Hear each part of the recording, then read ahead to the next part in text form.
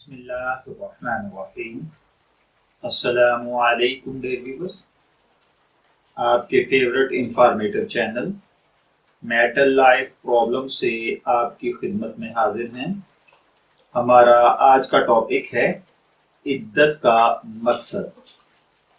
देखिए भाइयों और बहनों, तलाक या फोतगी की सूरत में औरत जब बेवा होती है तो तलाक के बाद जो इद्दत रखी गई है, अगर इसको हम इद्दत को तलाक के बाद समझें या बेवा होने की सूरत में, तो इसका मतलब क्या है। देखिए, अगर तलाक की वजह से इद्दत है तो इद्दत के दौरान में अगर एक तलाक की इद्दत है, यानी एक तलाक खामद ने दी है और दूसरी नहीं दी, तो अब वो जो इद्दत के अंदर है, इस इद्दत के अंदर दोनों को ये हक हासिल है कि वो अगर सुलह सफाई से दोबारा रहना चाहें, यानी हस्बे साबिक अगर वो शरीयत के मुताबिक मियाँ बीवी की हैसियत से रहना चाहते हैं तो वो रुजू कर सकते हैं। अब इस रुजू के बाद इद्दत का शुमार और सवाल पैदा ही नहीं होता। दरअसल इद्दत का पहला मकसद ही ये है कि मियाँ बीवी में सुलह हो जाए, क्योंकि औरत मर्द के साथ एक ही मकान में रहती है, इसलिए ये तो हो नहीं सकता कि उसके दिल में ख्याल ना आए। और अगर तलाक किसी फौरी इश्तियाल या गुस्से की वजह से या हंगामे की वजह से दी गई है, तो भी मर्द को हालात पर ठंडे दिल से सोचने का काफी मौका मिल जाता है। इसके अलावा क्योंकि अब उसे औरत पर किसी किस्म का इख्तियार नहीं रहता, वो इसकी कदर कीमत का ज्यादा सही अंदाजा लगा सकता है। इन सब बातों के पेश नजर उम्मीद की जा सकती है कि वो मसलहत और मसालहत कर लेंगे।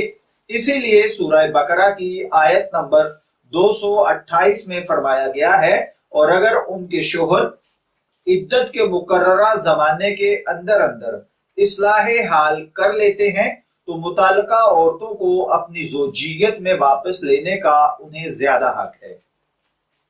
जहां इस आयत से यह साबित होता है कि अगर खामन तलाक दे दे तो इद्दत के इख्तिताम से पहले वो रुजू कर सकता है।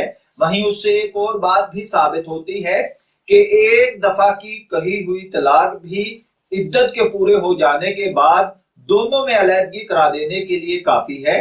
यानी अगर मर्द इद्दत खत्म होने से पहले रुजू ना करे तो उसके बाद वो औरत आजाद है, जहां चाहे निकाह सानी कर सकती है। इद्दत का दूसरा मकसद नसब की हिफाजत है। मुमकिन है कि तलाक के वक्त औरत को सिर्फ चंद दिन की प्रेगनेंसी हो, अगर उसे फौरन दूसरी जगह निकाह कर लेने की इजाजत होती तो औलाद से मुताल्लिक ये फैसला करना मुश्किल हो जाता कि ये किस खामन से है। बखिलाफ इसके अगर औरत 3 हैज तक निकाह न करे तो प्रेगनेंसी के आसार नुमाया हो जाएंगे, क्योंकि तिब्बी लिहाज से ये मुमकिन है कि अय्याम के जमाने में पहले 2 या 1 माह थोड़ा बहुत ब्लीडिंग होती रहती है और औरत प्रेगनेंसी से भी होती है, जैसा कि हैज का बंद हो जाना हमल का कतई सबूत नहीं है।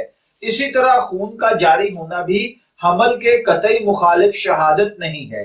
लेकिन क्योंकि आमतौर पर 3 माह के जनीन की नकलो हरकत शिक्म मादर में महसूस की जा सकती है, इसलिए कहा जाता है कि 3 हैज तक औरत निकाह सानी न करे, ताकि यह फैसला हो जाए कि उसे पहले खामन से हमल है या नहीं, और इस तरह औलाद का नसब महफूज रहे।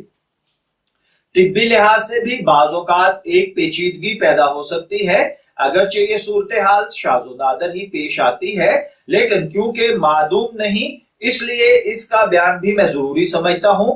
इसके बारे में हजरत उमर रजी अल्लाह तआला अन्हु का कौल है कि हजरत सईद बिन मुसय्यब से मरवी है, हजरत उमर फारूक ने फरमाया कि जिस औरत को तलाक दी गई हो और उसने 1 या 2 हैज की इद्दत पूरी कर ली हो, फिर उसके अय्याम माहवारी बंद हो जाएं, तो अब वो 9 महीने इंतजार करे। अगर इस दौरान में हमल जाहिर हो जाए तो खैर, वरना 9 महीने के बाद फिर 3 माह की इद्दत के अय्याम गुजारे और उसके बाद इद्दत से दूसरों के लिए हलाल हो जाएगी। ऐसे मौका पर फकीह उलमा से रुजू किया जाए। तीसरे नंबर पर इद्दत की एक और भी गर्ज है کہ متعلقہ عورت کو بیجا تکلیف نہ ہو۔ اگر طلاق کے ساتھ ہی خامند عورت کو گھر سے نکال دینے کا مجاز ہوتا تو وہ بیچاری ایک مصیبت میں مبتلا ہو جاتی، نہ صرف وہ بے گھر ہوتی بلکہ اسے دوسری جگہ نکاح کرنے میں بھی دقت پیش آتی، کیونکہ اس طرح اس کے اخلاق سے متعلق شبہات پیدا ہو سکتے تھے۔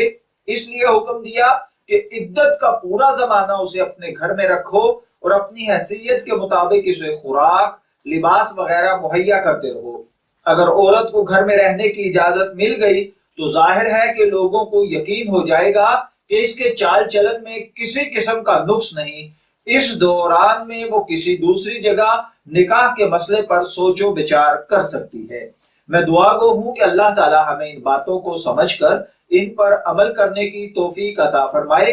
اجازت چاہیں گے، پھر ملیں گے کسی نئے ٹاپک کے ساتھ، تب تک کے لیے